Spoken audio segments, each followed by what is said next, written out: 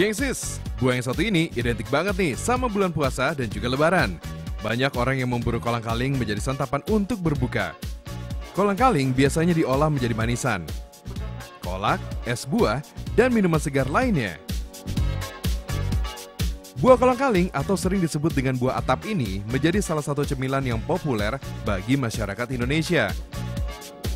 Bentuknya yang lonjong dan bertekstur kenyal membuat buah berwarna putih ini tidak pernah sepi peminat, apalagi di bulan puasa kayak begini, geng. Mumpung ada yang panen, geng, come on, kita intip dulu nih. Salah satu penghasil buah kolang-kaling di Indonesia berada di desa Giri Mulya, Kecamatan Ganjaran, Kabupaten Majalengka, Jawa Barat. Abah, dan gengsi, selama Ramadan pasti kita ingin berbuka dengan yang segar-segar, geng. Salah satunya adalah kolang-kaling. Pasti nggak tahu dong asalnya dari mana. Asalnya adalah dari buah tap ini, geng. Selain segar karena dia mengandung kadar air yang banyak, jadi bisa ngilangin dahaga, dia juga punya fungsi yang lain, yaitu banyak karbo dan juga seratnya. Jadi bagus buat diet, cocok banget buat ngecilin perut. Kalau gitu sekarang kita bantu si Abah dulu, geng. Bah, potong ya. Buah yang sudah dipanen kemudian direbus selama 3 jam. Proses perebusan ini berfungsi menghilangkan getah pada cangkang buah.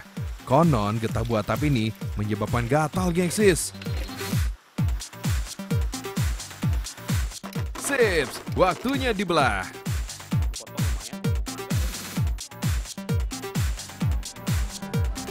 Gengsi, buat kita yang suka makan kolang-kaling, ternyata prosesnya itu nggak semudah saat kita makannya, geng. Dari mulai pohon sampai harus direbus dulu untuk menghilangkan getahnya, dan sampai di proses ini nih, kita harus potong dulu atau kupas dulu biji kolang-kalingnya agar kulit dalamnya bisa kelihatan kayak gini. Nah, anyway, Abi belajar sesuatu dari kolang-kaling. Kalau kita ingat pepatah bule kuno, ada yang bilang don't judge a book by its cover. Itu benar. Jadi bentuk kolang-kaling yang jelek ini jangan dipandang buruk dulu. Dalamnya putih, bersih, transparan. Mungkin seperti hati kita. So, sekarang saatnya kita nikmati kolang-kaling dengan hati yang bersih. Betul ya, Bu ya? Ya, betul. Kita potong-potong lagi, Bu. Biji kolang-kaling selanjutnya akan direndam di dalam air supaya tahan lama dan bisa mengendapkan segala kotoran, mengenyalkan buah, serta menjadikan buah menjadi putih bersih atau bening.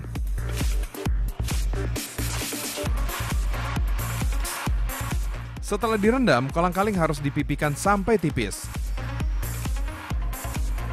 Dan kolang-kaling pun siap dipasarkan untuk diolah menjadi berbagai macam menu yang menyegarkan.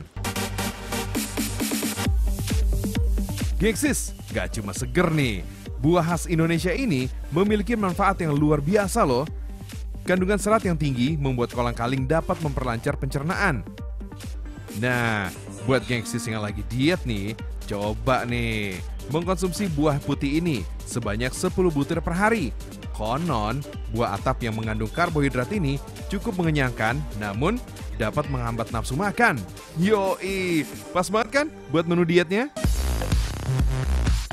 Kali ini, Eksis Habis punya cara unik dan asik ngabuburit di kota Bandung, geng. Kita mau buka puasa di Street Gourmet. Yoi, konsep bis yang di dalamnya terdapat restoran. Ini pertama kalinya di Asia loh, geng.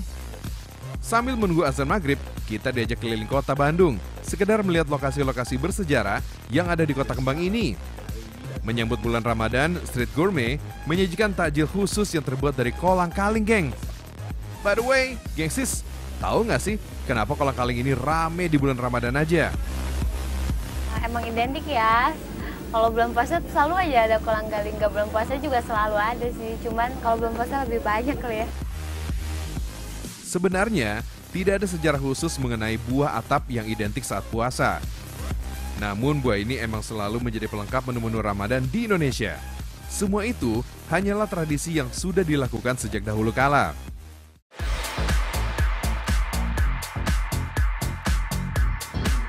Masih di kota Bandung nih, geng. Resto di kawasan Cilaki ini membuat berbagai variasi menu dari buah atap. Menu ini sengaja dibuat untuk menyambut bulan Ramadan.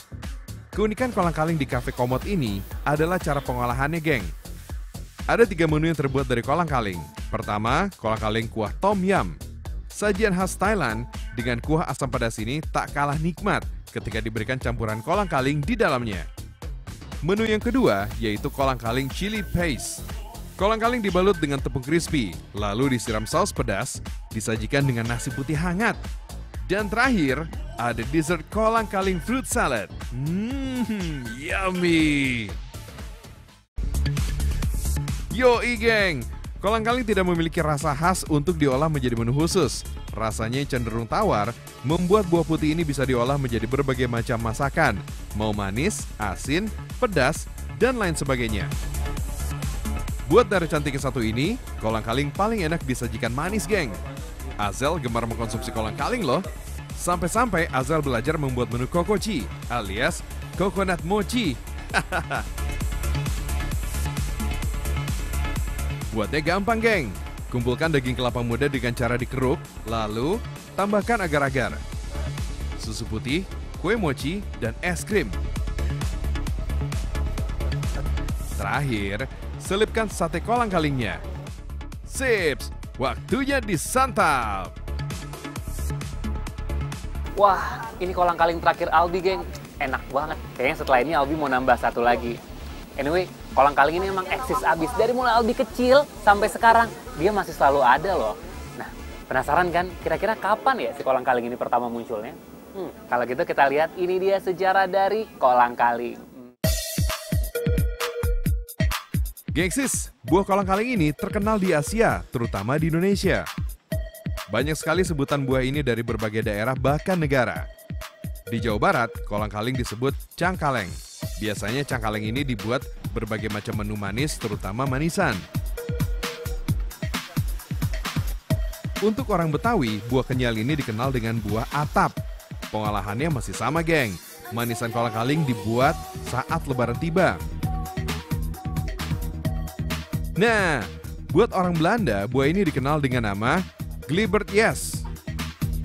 Di negeri kincir angin ini, kolang-kaling biasa digunakan untuk membuat berbagai macam menu penutup atau dessert. Buah atap ini memang sudah sejak lama dikonsumsi oleh masyarakat Asia, khususnya Indonesia. Hal itu karena pohon aren tumbuh secara alami sejak zaman dahulu di wilayah Indonesia. Selain itu, iklim tropis Indonesia membuat pohon aren tumbuh dengan baik di Nusantara, khususnya daerah perbukitan yang lembab.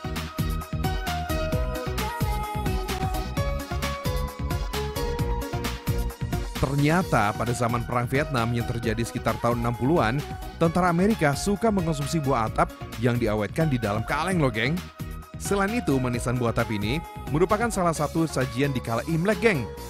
Masyarakat Tionghoa mempercayai minuman ini memiliki makna pikiran yang jernih dalam menyambut tahun baru dan selalu berpikiran jernih sepanjang tahun.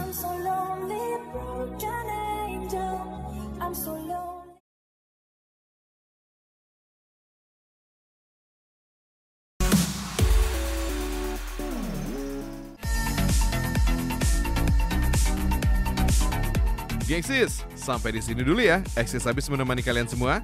Sampai jumpa minggu depan di hari dan jam yang sama dengan episode-episode menarik lainnya. Salam Eksis habis.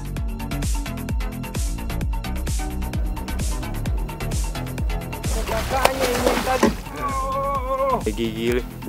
Kita akan lanjut melihat sensasi strike para pemancing profesional nih. Jangan lewatkan, tonton Mancing Mania berikutnya. Strike! Kali ini masalah ini. Rainbow Runner. Mancing Mania. Mantap, oi. Mantap!